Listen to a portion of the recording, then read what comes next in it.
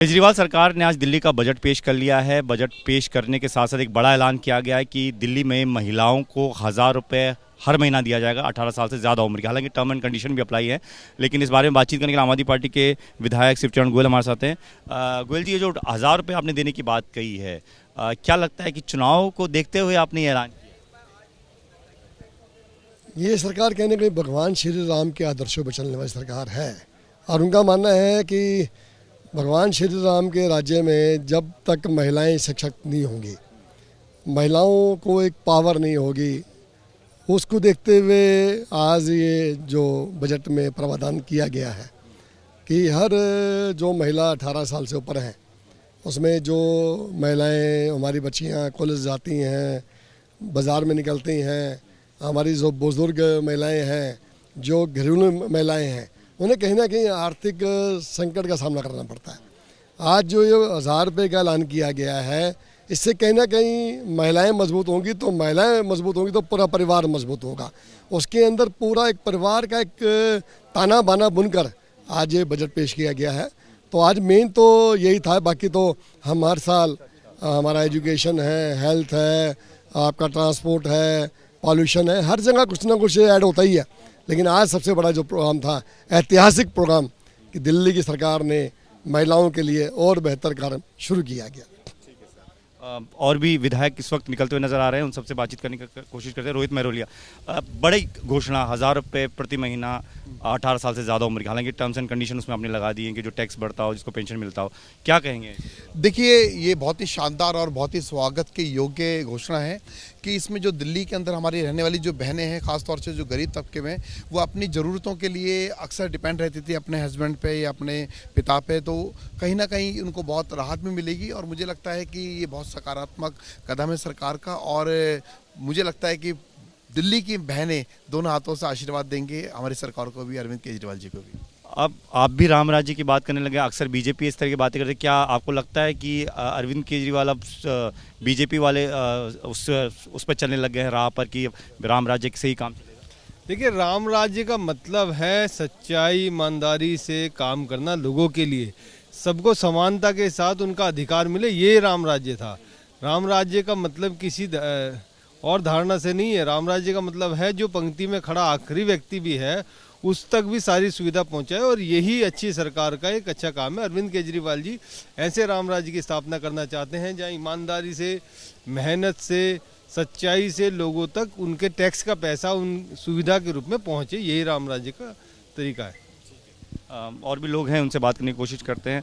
मदन लाल जी, बड़ी घोषणा 1,000 रुपये देने की बात चुनाव से ठीक पहले, क्या चुनाव को ध्यान में रखते हुए घोषणा की गई? बिल्कुल भी नहीं।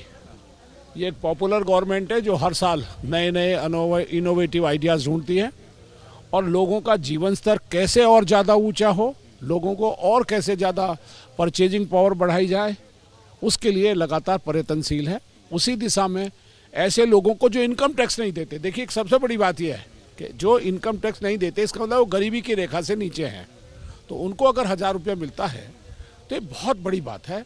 और लोगों का जीवन स्तर सुधारने की, खासकर महिलाओं का जीवन स्तर सुधारने की ज़रूरत है। जो उनको रोज़मर्रा के कामों के लिए ज़रूरत होती है, वो किसी के आगे हाथ न फैलाएं, आत्मनिर्भर बने, उसके लिए स्कीम है। पूरा बजट जो आतिशी ने पढ़ा वो राम राज्य से जोड़कर, भगवान राम से जोड़कर पढ़ा। अक्सर आप पर बीजेपी आरोप लगाती है, जब चुनाव नज़दीक आते हैं तो अरविंद केजरीवाल की पूरी पार्टी सॉफ्ट हिंदुत्व की तरफ बढ़ जाती है। क्या उसी को देखकर चल रहे हैं? देखिए, यहाँ हिंदुस्तान में रहने वाला हर आदमी भगवान राम का उपासक है, चाहे वो किसी जाति का हो, किसी धर्म का हो। भगवान राम सबके आराध्य हैं, और इसमें कोई जाति की और धर्म की बात नहीं है, क्योंकि राम भगवान यहाँ हर धर्म से पहले पैदा हुए।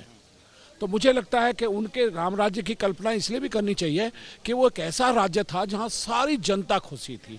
केवल पॉलिटिशियन खुश नहीं थे, केवल बिजनेसमैन खुश नहीं थे, अधिकारी खुश नहीं थे, बल्कि जनता का हर छोटे से छोटा आदमी भी उस राम राज्य में बहुत ज़्यादा खुशी व्यतीत करके जीवन व्यतीत करता था। आज इसीलिए हर आदमी को फ्री में राइट दी जा रही है, हर महिला को, इसीलिए उनको जीवन स्तर सुधारने के लिए बहुत सारी सुविधाएं दी जा रही हैं, चाहे वो बिजली की हो, पानी की हो, चाहे यातायात की हो।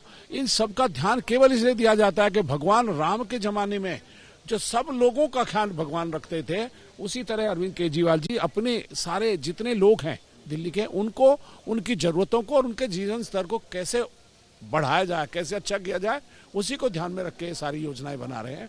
और मुझे नहीं लगता है कि पूरे देश में इससे बढ़िया जो राम की बात कर रहे हैं उनका बजट हमसे ज़्यादा अच्छा नहीं होता। हमसे बड़ा राम भक्त कौन है? हमारी पार्टी से ज़्यादा बड़ा राम भक्त क्यों हो कोई? हम तो मेहनत कर रहे हैं और लोगों की भलाई के लिए काम करें, और भगवान राम के सपनों को जो उन्होंने अपने ज़माने में एग्जीक्यूट किए, जो कार्यान्वित किए, उन्हीं को ध्यान में रखते हुए हमारा बजट भी है। आम आदमी पार्टी के तमाम विधायक ये कह रहे हैं कि राम के आदर्शों पर चलती है पार्टी और इसीलिए भगवान राम के नाम से बजट इस बात पेश किया गया और 1000 रुपये प्रति महीना महिलाओं को देने की बात की। 18 साल से ज़्यादा उम्र की है, लेकिन उसमें ये भी कहा है कि जो पेंशन लेती हों या फिर जिनको इनकम टैक्स भरती हों, जो सरकारी नौकरी में हों, उनको नहीं दिया जाएगा। ये तमाम जो है टर्म्स एंड कंडीशन के साथ ये ऐलान कर दिया गया है और चुनाव से पहले है, इसलिए इसे एक चुनावी नज़रिए से भी देखा जा रहा है कि चुनावी नज़रिए से ये घोषणा की गई है। तो ये विधानसभा का बजट सत्र जिसमें आज अतिशी ने अभी थोड़ी देर पहले बजट पेश किया और तमाम जो विधायक हैं वो यहाँ पर हमें नज़र आ रहे हैं। इस वक्त बात कर लेते हैं, विनय मिश्रा हमारे साथ नज़र आ रहे हैं। विनय मिश्रा जी, ये जो बजट पेश किया गया, पूरा बजट अतिशी जो वित्त मंत्री हैं वो भगवान राम के नाम से, राम राज्य के नाम से, तो आप जब चुनाव नजर आते हैं तभी भगवान राम नजर आते हैं, ऐसा बीजेपी भी कहती है, ऐसा कई और पार्टियां भी कहते हैं जो आपकी विपक्षी पार्टियां हैं, क्या उसी से जोड़कर देख रहे हैं? देखिए, बीजेपी ने 70 साल लोगों को ठगा, पूरी पार्टी खड़ी की और श्री राम मंदिर के नाम पे पूरे देश में रथ चलाया और जब सुप्रीम कोर्ट ने ऑर्डर दिया तो उसको अपना बना लिया। आज मोदी जी जब राम राज्य की बात करते हैं, राम मंदिर की जब प्राण प्रतिष्ठा होती है, तब जो है जिन्होंने संघर्ष किया उनको छोड़ दिया और खुद सारा क्रेडिट ले गए।